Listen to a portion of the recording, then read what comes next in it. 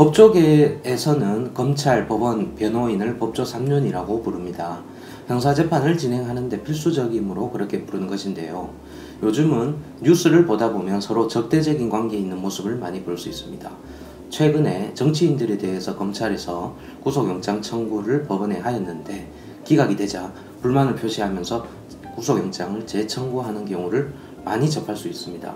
하지만 실제로는 검찰과 법원은 서로 협력할 수밖에 없는 관계에 있습니다. 법원은 검찰이 기소한 범죄 사실에 대해서만 판단할 수 있고 그 외의 내용에 대하여 판단할 수는 없는 것이죠. 예를 들면 검찰에서 강제추행죄로 기소하였는데 법원에서 강간죄를 인정할 수는 없는 것이죠.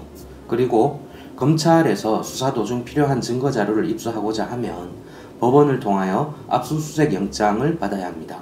결국 실무적으로는 서로의 협조 없이 일을 진행할 수 없는 관계입니다. 변호인인 변호사는 다소 성격이 다른데요. 기본적으로 검사나 판사처럼 공무원이 아닌 민간인 신분입니다. 공권력을 행사할 수 있는 권한이 없는 것이죠. 하지만 변호사가 없다면 아마도 우리나라 검찰이나 법원은 업무로 마비가 될 지경에 이를 것입니다. 왜냐하면 변호사가 피의자나 피고인에 대한 사건을 법리적으로 검토해서 정리해주지 않는다면 검찰이나 법원이 스스로 처음부터 끝까지 사건을 정리해야 되는데 우리나라는 고소고발 사건이 참 많은 나라입니다. 근데 그걸 어찌 다 감당하겠습니까?